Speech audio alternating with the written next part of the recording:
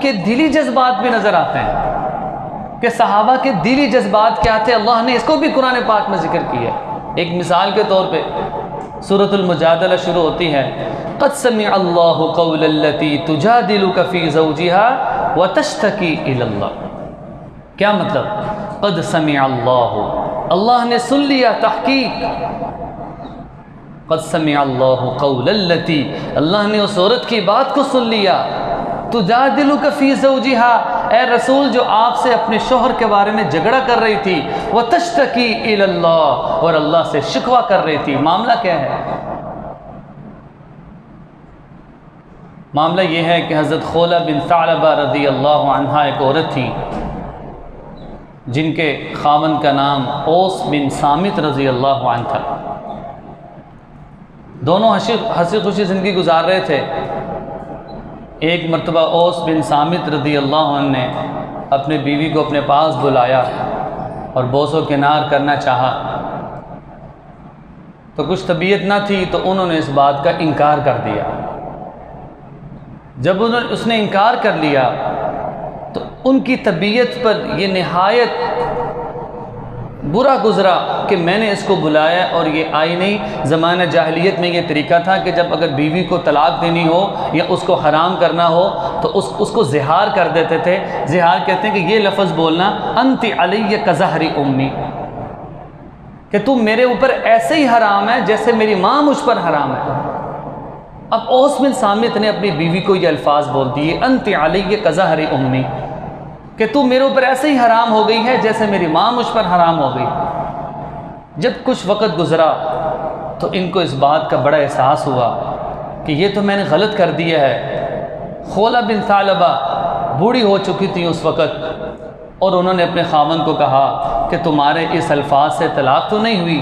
وہ خاوند کہنے لگا، نہیں، تم مجھ پر حرام ہو گئی ہو، یہ دستور ہے، یہ جو لفظ بولتا ہے احساس تو مجھے بھی ہو گیا ہے، لیکن اب تم مجھ پر حرام ہو گئی ہو۔ اب یہ دونوں پریشان ہوئے۔ خولہ بن ثعلبہ رضی اللہ عنہا حضور صلی اللہ علیہ وسلم کی خدمت میں حاضر ہوئیں، حضرت عائشہ رضی اللہ عنہا بھی موجود تھیں۔ اجازت چاہی کہ یا رسول اللہ ایسے ایسے غلطی میں، جلدی میں، جذباتی میں اوس بن صامت جو میرے شوہر ہیں انہوں نے مجھے یہ الفاظ کہہ دیے، انت علی کظہر امی، تو میرے لیے کوئی حل بتا دیجئے۔ تو آپ صلی اللہ علیہ وسلم نے فرمایا، اس کا کوئی حل نہیں ہے، تو اس پر ہمیشہ کے لیے حرام ہو گئی ہے۔ حضرت عائشہ رضی اللہ عنہ فرماتے ہیں وہ چلائی کہ اوس بن صامت، اس وقت میں نے اس سے شادی کی جب میں جوان تھی اور جب میں مالدار تھی، آج میری جوانی بھی ختم ہو گئی ہے، آج میرا مال بھی میں بھی کمی آ گئی ہے، اگر میں اپنے بچوں کو اس کے پاس چھوڑتی ہوں تو تربیت نہیں ہوتی، اگر اپنے پاس رہنے دیتی ہوں تو وہ بھوکے مر جائیں گے، یا رسول اللہ کوئی فیصلہ کر دیجئے۔ وہ دوسری طرف سے آ گئی۔ رسول اللہ صلی اللہ علیہ وسلم نے وہی بات ارشاد فرمائی کہ تو اس پر ہمیشہ کے لیے حرام ہو گئی۔ پھر آپ صلی اللہ علیہ وسلم نے اپنا چہرہ موڑ لیا۔ وہ دوبارہ دوسری طرف سے آئی کہ اگر آپ میرے بارے میں فیصلہ نہیں کرتے، میں آخری دفعہ کہہ رہی ہوں، تو میں اپنی جھولی اٹھا لوں گی، میں اپنا شکوہ اللہ سے کروں گی۔ آپ صلی اللہ علیہ وسلم نے فرمایا کہ یہ اللہ کا قانون ہے کہ وہ تو اس پر ہمیشہ کے لیے حرام ہو گئی ہے، اب کوئی صورت نہیں ہو سکتی۔ لہٰذا اس نے کیا کیا؟ اس نے جھولی اٹھا کر اللہ سے راز و نیاز شروع کر دی کہ اے اللہ، میں بوڑھی ہوں، اوس بن صامت وہ بھی بوڑھا ہو چکا ہے، اس کو اپنی غلطی کا احساس ہے، اے اللہ ہمارے بارے میں قرآن میں کوئی ایسا فیصلہ نازل فرما دیجئے کہ ہم دوبارہ اکٹھے رہ سکیں۔ حضرت عائشہ رضی اللہ عنہا فرماتی ہیں کہ زار و قطار وہ روتے ہوئے اپنا شکوہ رسول اللہ کے سامنے اللہ سے کرتی جا رہی ہیں، اور فرماتی ہیں حضرت عائشہ رضی اللہ عنہا کہ فوراً میں نے دیکھا کہ جو کیفیت رسول اللہ صلی اللہ علیہ وسلم کو جب وحی آتی تھی وہ کیفیت ہوتی تھی وہ جاری ہو گئی۔ میں سمجھ گئی کہ حضرت آپ صلی اللہ علیہ وسلم پر وحی آ رہی ہے۔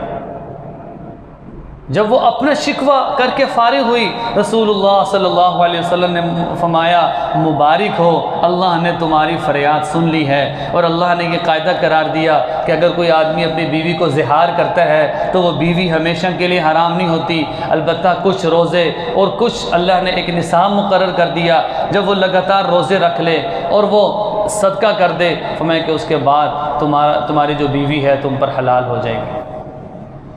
تو یہ صحابہ کے دلی جذبات تھے، وہ ایمان تھا، کیا میں آج اللہ سے اپنے رو کر گڑ گڑا کر اپنے معاملے حل کروا سکتا ہوں؟